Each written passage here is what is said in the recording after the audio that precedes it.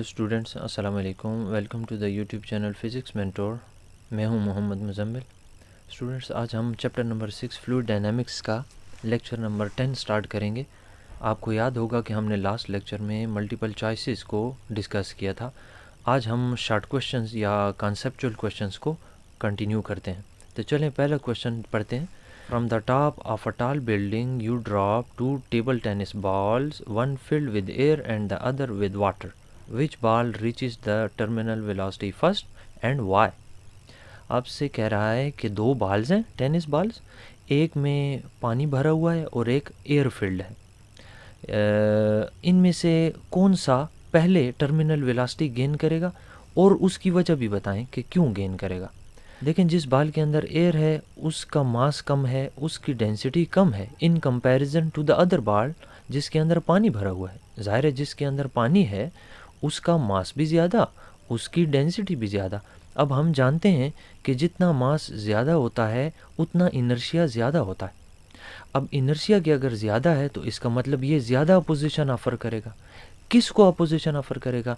दोनों जब बिल्डिंग से रिलीज़ कर दिए जाएंगे तो दोनों पर जो ड्रैग फोर्स एक्ट करेगी वो तो एक जितनी होगी। ज़ाहिर है साइज़ जो एक जितना है तो ड्रैग फोर्स एक जितनी होगी, लेकिन ड्रैग फोर्स का जो असर है वो एयर फील्ड बॉल के ऊपर ज़्यादा होगा जबकि वाटर फील्ड बॉल के ऊपर कम होगा। लिहाजा उसका असर ये होगा कि एयर फील्ड बॉल जो है वो ड्रैग फोर्स के ज़ेरे असर जल्दी आ जाएगा और जल्द ही टर्मिनल वेलोसिटी गेन कर लेगा, जबकि भारी वाला जो है वो देर से टर्मिनल वेलोसिटी गेन करेगा। तो सवाल का जवाब है कि the air filled ball attains the terminal velocity first. क्यों? क्योंकि उसका मास कम है, कम अपोजिशन ऑफर करता है and it comes under the influence of the drag force sooner than the air filled ball. Next question में कहता है why can a squirrel jump from a tree branch to the ground and run away undamaged while a human could break a bone in such a fall. कहता है एक गुलेरी जो है, शक्ल आपको नज़र आ रही होगी, वो अगर दरख्त से जंप लगाए और एक इंसान जंप लगाए तो गुलेरी को तो कुछ नहीं होता, इंसान जंप लगाए तो उसकी हड्डियाँ पसलियाँ टूट सकती हैं, उसको नुकसान पहुंच सकता है। इसकी वजह बता दें। स्टूडेंट्स, आपसे अगर कोई पूछे कि साइज़ के एतबार से स्क्विरल का साइज़ बड़ा है या ह्यूमन का, तो यकीनन आप सबका जवाब यही होगा कि ह्यूमन जो है, ज़ाहिर है नज़र भी आता है कि स्क्विरल जो है छोटे से साइज़ की होती है और ह्यूमन का साइज़ ज़रा ज़्यादा होता है in comparison to the squirrel. लेकिन अगर आपसे कोई पूछे कि वेट के एतबार से अगर देखें तो किसका साइज़ कम है और किसका साइज़ ज़्यादा है, तो एक्चुअली स्क्विरल का वेट के एतबार से, जो with respect to the weight, इसका साइज़ जो है वो ज़्यादा है, जबकि ह्यूमंस जो हैं वो ज़्यादा डेंसर हैं, उनका मास ज़्यादा होता है। सो वेट के एतबार से साइज़ ऑफ द ह्यूमंस कम है। लिहाजा जब ये दोनों ट्री से जंप लगाएंगे तो जो स्क्विरल है उसके ऊपर ज़्यादा ड्रैग फोर्स एक्ट करती है और उसकी जो टर्मिनल वेलोसिटी की वैल्यू है वो कम होती है, जबकि ह्यूमंस का मास ज़्यादा है। वो जिस टर्मिनल वेलोसिटी से नीचे आएंगे, ग्राउंड को टच करेंगे, उसका magnitude in comparison to the squirrel ज़्यादा होगा। कहने का मतलब ये है कि वेट के एतबार से सरफेस एरिया स्क्विरल का ज़्यादा है ह्यूमन के मुकाबले में। So magnitude of the terminal velocity squirrel का कम होता है, ह्यूमंस का ज़्यादा होता है। जो ज़्यादा स्पीड से आएगा, ग्राउंड को टच करेगा, उसको ज़्यादा रिएक्शन ऑफर होगा, उसको ज़्यादा इंजरीज आएंगी, नुकसान पहुंचेगा। सो ह्यूमंस जो है उनको नुकसान पहुंचने का इम्कान ज़्यादा होता है in comparison to the squirrel. अच्छा, थर्ड क्वेश्चन देख लें। How does the terminal speed of a parachutist before opening a parachute compare to the terminal speed afterward? Why is there a difference? Students, आपको lecture number 3 तो याद होगा, ऊपर आई button में दे रहा हूँ, आप उसको दोबारा भी देख सकते हैं। इसमें मैंने टर्मिनल वेलोसिटी को एक्सप्लेन किया था जब एक पैराट्रूपर एरोप्लेन से जंप लगाता है। अब देखें यहाँ ग्राफ में ये शो किया गया है कि जो ही वो जंप लगाता है एरोप्लेन से तो स्टार्ट में ही पैराशूट नहीं ओपन करता, तो उस वक्त कुछ ही देर में तकरीबन 54-55 सेकंड्स के अंदर अंदर जो टर्मिनल वेलोसिटी वो गेन करता है उसकी वैल्यू होती है 54 मीटर पर सेकंड। अब 54 मीटर पर सेकंड तो बहुत ज़्यादा टर्मिनल वेलोसिटी है, और अगर इस स्पीड के साथ ये ज़मीन को आकर टच हुआ तो इसका कुछ नहीं बचना। अच्छा, लेकिन जब वो पैराशूट ओपन कर देता है तो अब पैराशूट के ऊपर लगने वाली ड्रैग फोर्स का रिजल्ट ये निकलता है कि अब ये एक नई टर्मिनल वेलोसिटी गेन करता है, तो जो कि ड्रॉप होकर 11 मीटर पर सेकंड पर आ गई। अब जब ये 11 मीटर पर सेकंड के साथ नीचे आ रहा है तो इस टर्मिनल वेलोसिटी के साथ इसको कम नुकसान पहुंचेगा। सो ये कंपैरिजन हमने शो करना था। आप चाहें तो मज़ीद डिटेल के लिए लेक्चर नंबर 3 देख सकते हैं। अच्छा, नेक्स्ट क्वेश्चन में कहता है जिसका ताल्लुक इक्वेशन ऑफ कंटिन्यूटी से है, और वो भी ऊपर आई बटन में मैं दे देता हूँ, आप चाहें तो उसको दोबारा देख सकते हैं। सवाल में कहता है कि you can squirt water over a greater distance by placing your thumb over the end of a garden hose than by leaving it completely uncovered, explain how this works. आपको याद होगा मैंने आपको इक्वेशन ऑफ कंटिन्यूटी के अंदर ये बताया था कि अगर पानी के पाइप के टिप के ऊपर हम अगर थंब रख दें तो उसका एरिया ऑफ क्रॉस सेक्शन घट जाता है और स्पीड जो है बढ़ जाती है।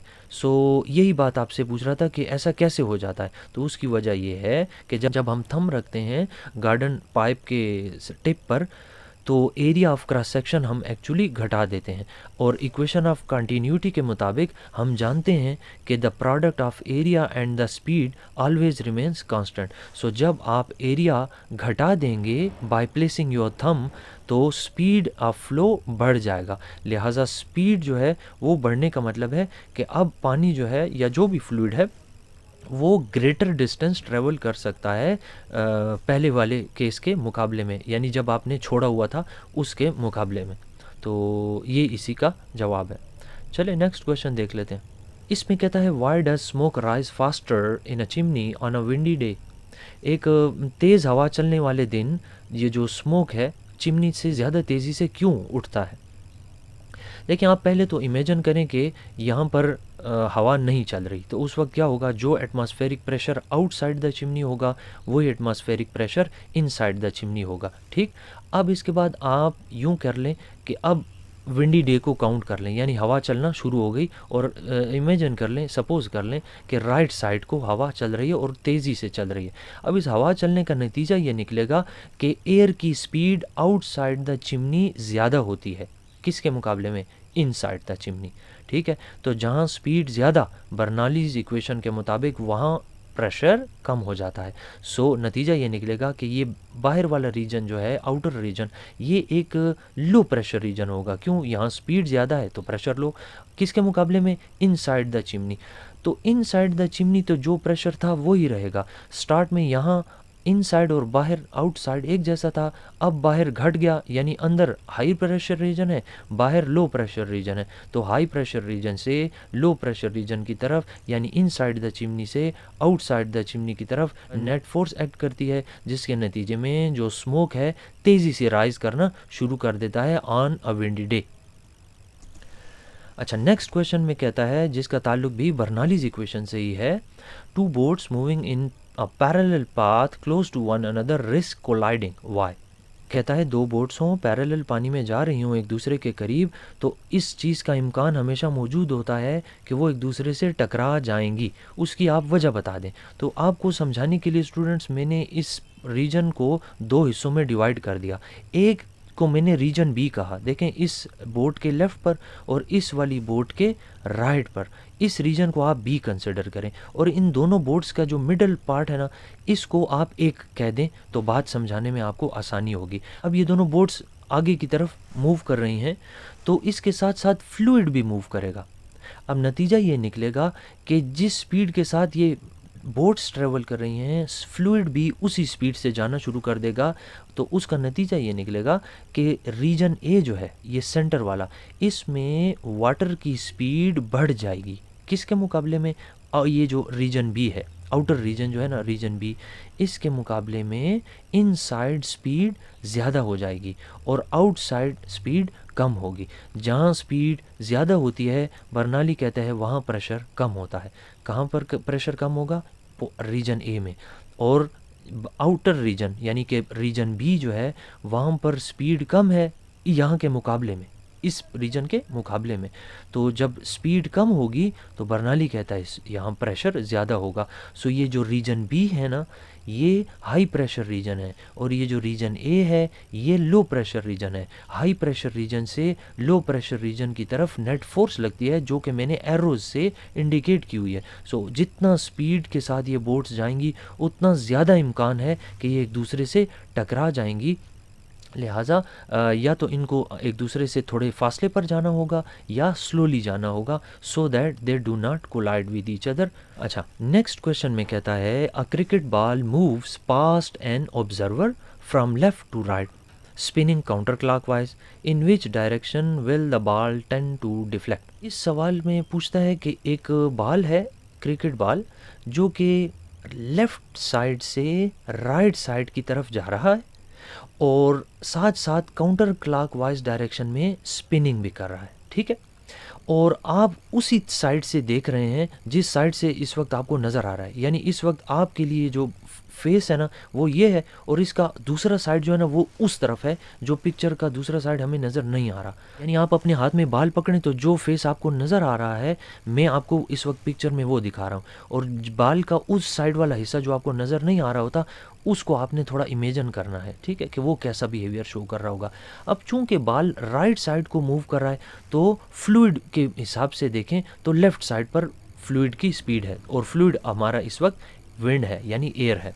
दूसरी चीज़ जो आपने इंक्लूड करनी है वो है इसकी स्पिनिंग मोशन। देखें, अगर ये काउंटर क्लॉकवाइज डायरेक्शन में स्पिन कर रहा है तो जो फेस आपको नज़र आ रहा है उस साइड पर देखें तो ये होगी उसकी स्पिनिंग की डायरेक्शन, और जो साइड आपको नज़र नहीं आ रही उस साइड पर स्पिनिंग की डायरेक्शन ये वाली होगी जो मैंने एरो से रिप्रेजेंट की है, ठीक है। एयर की जो डायरेक्शन है ना वो लेफ़्ट साइड पर ही होगी, लेकिन बाल की जो स्पिनिंग की डायरेक्शन है वो आप वाली साइड पर राइट साइड पे है, और अपोजिट साइड जो है यानी जिसे मैंने साइड बी कहा है वहाँ के लिए लेफ़्ट तरफ होगी। आप ज़रा अपने हाथ में एक बाल पकड़ के उसको एंटी क्लॉकवाइज डायरेक्शन में घुमाएं और ज़रा नोट करें कि वो आप वाली साइड राइट साइड को जा रही होगी, और अपोजिट वाली जो साइड है जिसे मैंने इस वक्त साइड बी कहा है वहाँ पर बाल एंटी क्लॉकवाइज डायरेक्शन में जा रहा होगा, ये जिधर मैंने ये एरो शो की हुई है यानी लेफ़्ट डायरेक्शन में। अच्छा, इसका नतीजा क्या निकलेगा? नतीजा ये निकलेगा कि विंड की स्पीड और spinning speed of the ball ज़रा साइड ए पर देखें तो एंटी पैरेलल है, तो नेट स्पीड देखें इनको सब्ट्रैक्ट करना पड़ेगा, नेट स्पीड घट जाएगी, नेट स्पीड साइड ए पर घट जाएगी। लेकिन अगर आप साइड बी पर चले जाएं तो देखें ये पैरेलल वेक्टर्स हैं, तो दोनों स्पीड्स आपस में ऐड हो जाएंगी, इनका इफ़ेक्ट ज़्यादा हो जाएगा, तो साइड बी पर स्पीड ज़्यादा हो जाएगी। बर्नौली कहता है जहाँ स्पीड ज़्यादा होती है यानी साइड बी वहाँ प्रेशर लो होगा, ठीक है, और जहाँ स्पीड कम होगी यानी साइड ए वहाँ प्रेशर ज़्यादा होगा। तो रिज़ल्ट ये निकला कि साइड ए एक हाई प्रेशर रीजन है, साइड बी एक लो प्रेशर रीजन है, तो उसका नतीजा ये निकलेगा कि बाल जो कि लेफ़्ट से राइट की तरफ जा रहा है और एंटी क्लॉकवाइज डायरेक्शन में रोटेट कर रहा है वो आपसे यानी ऑब्ज़र्वर से दूर जाने की कोशिश करेगा, अवे जाने की कोशिश करेगा, साइड ए से साइड बी की तरफ डिफ्लेक्ट करना शुरू करेगा, ठीक है। सो यही इस सवाल में पूछ रहा था, जो कि हमने जवाब दिया कि जब लेफ़्ट से राइट जाएगा तो साथ साथ हमसे यानी ऑब्ज़र्वर से अवे भी जाता रहेगा। अच्छा जी, 8 नंबर क्वेश्चन में कहता है if aerofoil lift the aeroplane in the upright position how do the pilots make the aeroplanes fly upside down. Upside down का मतलब होता है उल्टी फ्लाइट। तो आपसे एक्चुअली ये पूछ रहा है कि ये जो अपसाइड डाउन यानी उल्टा एरोप्लेन को फ्लाई करना है ये पायलट्स कैसे मेंटेन कर लेते हैं।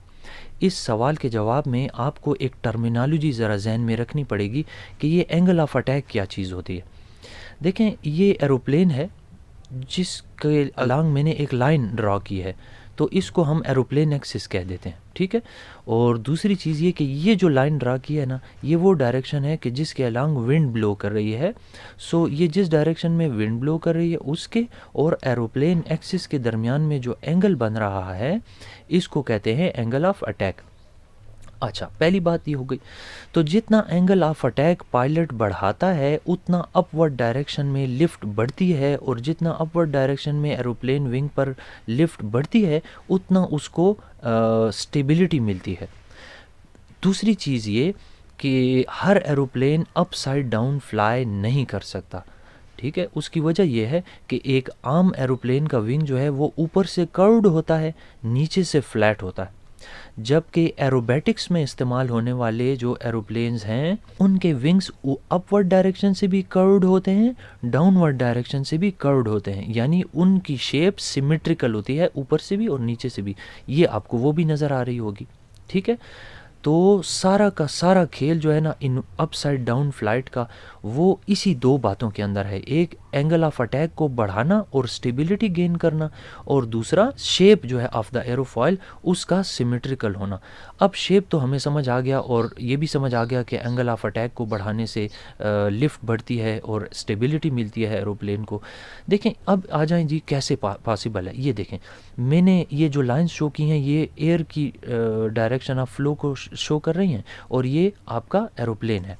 अब होता क्या है कि इस वक्त जो एंगल ऑफ अटैक है ना वो 0 है, और अपवर्ड डायरेक्शन में और डाउनवर्ड डायरेक्शन में चूंकि शेप सिमेट्रिकल है तो स्पीड जो ऊपर होगी वही स्पीड नीचे होगी, और there will be no pressure difference and hence no lift. ना प्रेशर डिफरेंस होगा, ना इस एरोफॉइल के ऊपर कोई लिफ्ट लगेगी।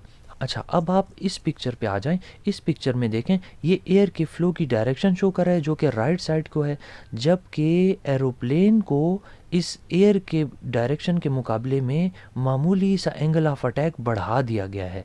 ये एरोप्लेन इस वक्त शो किया गया है बिल्कुल इसी तरह जो कि अपसाइड डाउन है, लेकिन अपसाइड डाउन कंडीशन में भी स्लाइटली एंगल ऑफ अटैक को पॉजिटिव रखा जाता है। एंगल ऑफ अटैक के पॉजिटिव रखने से क्या होगा कि इस एरोप्लेन के ऊपर इन्वर्टेड यानी अपसाइड डाउन पोजीशन में भी ऊपर की जानिब लिफ्ट अप्लाई होती है। लिफ्ट इसलिए अप्लाई हो रही है कि अब ऊपर और नीचे सिमेट्रिकल शेप है, और आपने एंगल ऑफ अटैक बढ़ा दिया है। एंगल ऑफ अटैक के बढ़ा दिया है तो अपवर्ड डायरेक्शन में इसको लिफ्ट मिलती है, जिसकी वजह से ये अपसाइड डाउन भी फ्लाई कर सकता है। तो इस सवाल के जवाब को अगर मैं 2 लफ्ज़ों में समराइज़ कर दूं तो वो ये होगा कि पहली चीज़ जो एरोप्लेन्स में होती है वो है सिमेट्रिकल विंग्स, यानी कि शेप ऑफ द विंग्स जो है वो सिमेट्रिकल होती है, ऊपर से भी कर्व्ड नीचे से भी कर्व्ड। दूसरी बात ये कि जब ये अपसाइड डाउन हो जाता है तो उस वक्त मामूली सा एंगल ऑफ अटैक जो है ये पोजीशन है एक्चुअली जो कि बता रही है कि एंगल ऑफ अटैक वो पॉजिटिव रखा गया है। तो एंगल ऑफ अटैक के पॉजिटिव रखने से अपवर्ड डायरेक्शन में लिफ्ट मिलती है इस एरोप्लेन को। अपसाइड डाउन कंडीशन में भी ऊपर को लिफ्ट मिल रही है, ठीक है। तो ये वही असूल है जिसके ऊपर पतंग उड़ती है। उम्मीद है कि मैं आपको समझा पाया हूँगा और आपको कुछ ना कुछ ज़रूर समझ आई होगी। नेक्स्ट क्वेश्चन में कहता है how do golf balls have dimples, यानी गोल्फ बॉल के ऊपर ये सुराख सुराख क्यों बने होते हैं। ये 2 गोल्फ बॉल्स हैं, इनके ऊपर आप नोट कर सकते हैं कि ये डिम्पल्स बने हुए हैं। अच्छा, डिम्पल्स क्या होते हैं ये तो आपको नज़र भी आ रहा होगा कि ये जो खड्डे से बने हुए हैं ना ये डिम्पल्स इसको कहते हैं।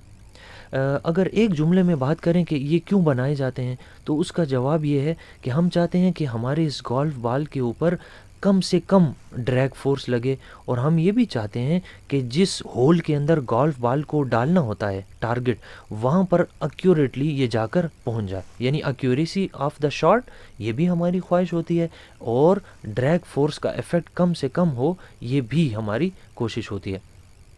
अच्छा, इसी के लिए ये डिम्पल्स बनाए जाते हैं। अब इससे क्या हो जाता है, अगर डिम्पल्स ना बनाए जाते तो जो एयर है वो इस बाल को टच करके जल्दी छोड़ देती है। उसका नतीजा ये निकलता है कि टर्बुलेंट फ्लो की वजह से साइक्लोन्स इस बाल के गिर्द जनरेट होते हैं, और इन साइक्लोन्स की वजह से हैवी ड्रैग फोर्स एक्ट करती है इस बाल पर, जिसके नतीजे में इसकी मोशन ज़्यादा रिटार्ड होती है, तो ये टारगेट पर कम से कम पहुंचेगा, इम्कानात घट जाएंगे। अच्छा, इसके मुकाबले में अगर ये डिम्पल्स बना दिए जाते हैं तो ये जो साइक्लोन्स की जनरेशन है जिनकी वजह से हैवी ड्रैग फोर्स एक्ट करेगी वो नहीं जनरेट होते, तो उससे ड्रैग फोर्स का इफ़ेक्ट घट जाता है, और नतीजा ये निकलेगा कि ये बाल कम ड्रैग फोर्स की वजह से ज़्यादा दूर तक जा सकता है और टारगेट को एक्यूरेटली हिट कर सकता है, यानी उस होल के अंदर एक्यूरेटली जाके पहुंच सकता है। सो यही वजह है कि गोल्फ बॉल आपको हमेशा डिम्पल्स के साथ नज़र आएगा। बिल्कुल प्लेन होने से क्या होता है कि साइक्लोन्स जनरेट होते हैं, ज़्यादा ड्रैग फोर्स एक्ट करती है और टर्बुलेंट फ्लो होता है, जबकि डिम्पल्स की वजह से साइक्लोन्स जनरेट नहीं होते या कम होते हैं और स्ट्रीमलाइन फ्लो होता है और कम ड्रैग फोर्स एक्ट करती है और हवा इसको, चूंकि area of cross section dimples बनाने से बढ़ गया, सो एयर जो है वो इसको टच करके देर से रिलीज़ करेगी। आप चाहें तो मेरे नोट्स में इसको स्टडी कर सकते हैं, मैं आपको नोट्स जो दूंगा उसमें आप डिटेल से यही अल्फाज जो मैंने बोले आपको वर्ड बाय वर्ड नज़र आ जाएंगे। नेक्स्ट क्वेश्चन में कहता है how by using wind deflectors on the top of the truck caps reduce fuel consumption. कहता है कि विंड डिफ्लेक्टर्स के लगा देने से फ्यूल कंजम्पशन कैसे रिड्यूस हो जाती है ट्रक्स पे। देखें, ट्रक्स की जो शेप है और जो विंड डिफ्लेक्टर्स लगाए जाते हैं, आप इमेजिन करें कि ट्रक के ऊपर ये सब कुछ नहीं लगाया और उसकी शेप जो है बिल्कुल फ्लैट है, और जब ये एयर में मूव करेगा, सड़क पे चलेगा, तो ड्रैग फोर्स का कितना ज़्यादा इफेक्ट होगा। अब ड्रैग फोर्स के अगर ज़्यादा है तो नतीजा उसका ये निकलेगा कि ट्रक जो है उसके इंजन को ज़्यादा पावर चाहिए, यानी ज़्यादा स्पीड के लिए इंजन को ज़्यादा पावर सप्लाई करनी पड़ेगी, और इंजन पावर कहाँ से लाता है, ज़ाहिर है फ्यूल कंजम्पशन होती है। तो अब अगर विंड डिफ्लेक्टर्स लगा देते हैं तो उसका नतीजा ये निकलेगा कि ड्रैग फोर्स का इफेक्ट कम हो जाएगा और इस तरह इंजन को कम पावर डिलीवर करनी पड़ती है और ट्रक एक कांस्टेंट स्पीड से मूव करता रहता है।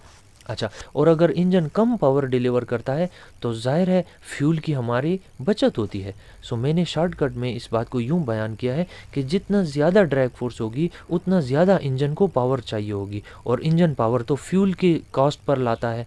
लिहाजा अगर हम विंड डिफ्लेक्टर्स लगा लेते हैं तो उससे ड्रैग फोर्स घट जाएगी, इंजन को कम पावर डिलीवर करनी पड़ेगी, और इसका मतलब ये है कि कम फ्यूल खर्च होगा। तो स्टूडेंट्स, ये थे आपके शॉर्ट क्वेश्चंस। मुझे उम्मीद है कि आपको समझ आई होगी, और हम इंशाल्लाह नेक्स्ट लेक्चर के अंदर न्यूमेरिकल प्रॉब्लम्स को डिस्कस करेंगे। अगर आपने मेरी पिछली वीडियोस नहीं देखी या पिछले चैप्टर्स नहीं देखे तो आपकी स्क्रीन पर आ रहे होंगे, वो आप देख सकते हैं। कोई मल्टीपल चॉइस आपके जहन में उठ रहा है तो वो भी आप मुझसे पूछ सकते हैं, जिसके ऊपर वीडियोज़ ऑन डिमांड मैंने बनाई हुई है। तो चलें मिलते हैं जी नेक्स्ट लेक्चर में, तब तक के लिए अल्लाह हाफिज़।